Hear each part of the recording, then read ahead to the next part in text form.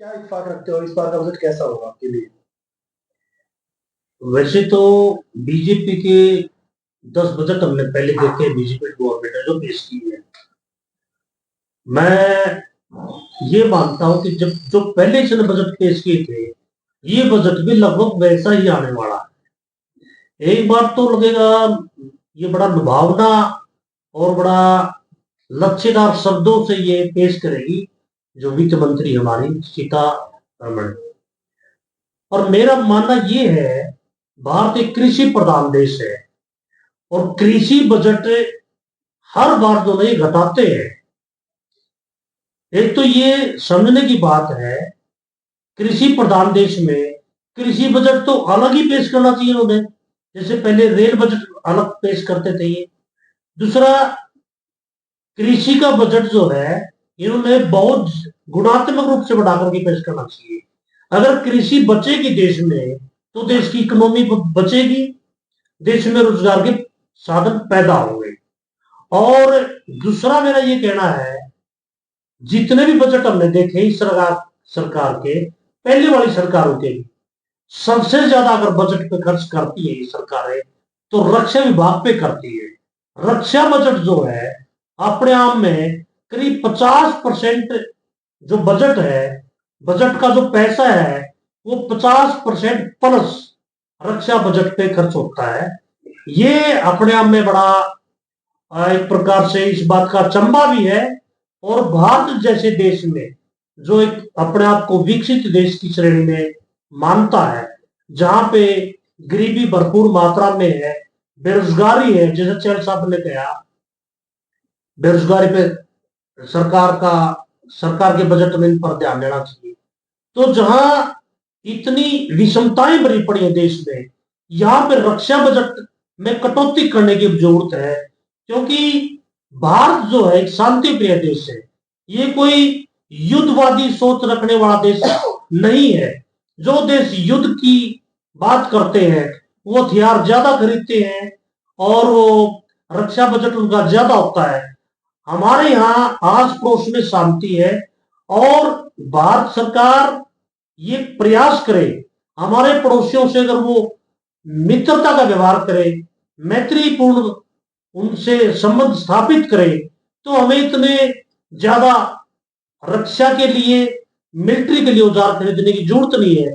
जो बजट का 50% से भी ज्यादा खर्चा बजट, जो पैसा लगता है रक्षा बजट पर, उसमें कटौती करके एग्रीकल्चर पर वो लगा देना चाहिए, ताकि एग्रीकल्चर को जो इन्होंने मृत प्राय कर दिया था इसमें उबार आए और एग्रीकल्चर पर जो ये हमला बोलते हैं उसको रोका जाए, ताकि आने वाली जो पीढ़ियां है वो एग्रीकल्चर और एग्रीकल्चर से संबंधित जो उद्योग धंधे हैं उसको वो बढ़ावा दे और किसान की तरक्की हो, उसके साथ मजदूर की तरक्की हो। और एक नई इकोनॉमी जो भारत की कृषि पर डिपेंड थी वो थोड़ी सी फले फूले, तब जाकर के मानेंगे कि ये बजट जो है थोड़ा सा बेहतर है।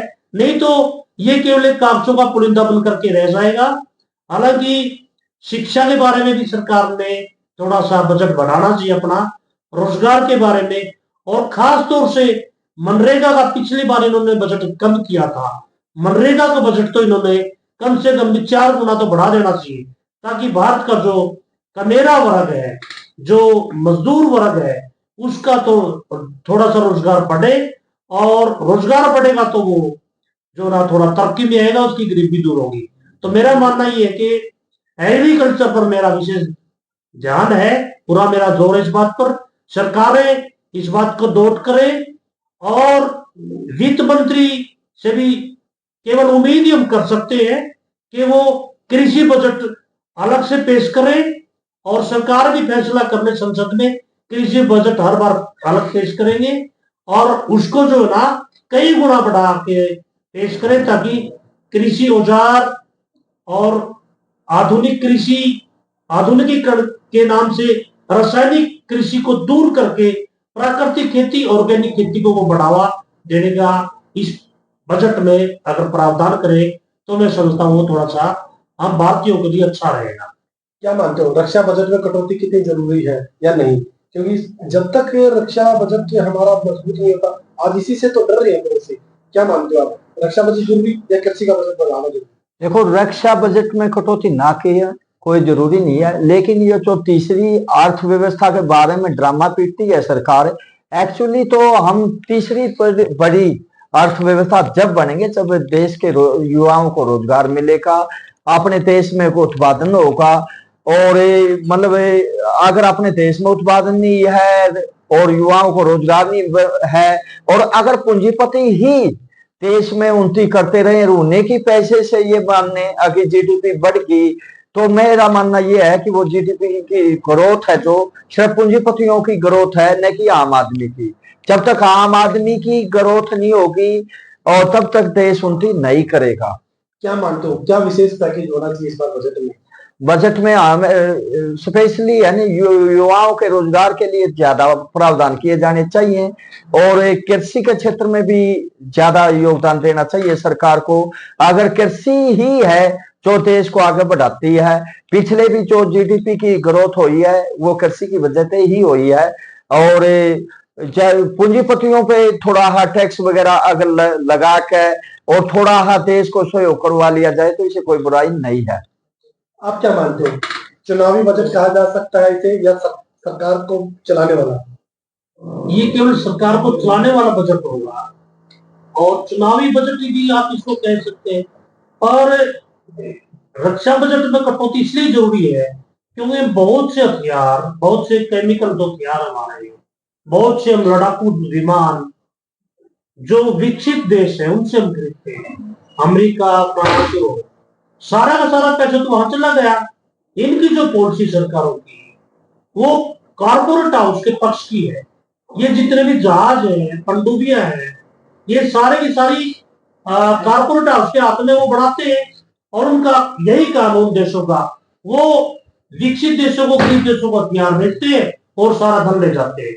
हमारा अगर ये नीति बदले, सरकार पड़ोसियों से अगर ये मित्रता का व्यवहार रखे या मैत्रीपूर्ण एक वातावरण तैयार करें, तो सीमा पे तनाव अपने आप कम हो जाएगा, और उसके बाद हमें इतने हथियार, इतने औजार खरीदने की जरूरत नहीं रहेगी।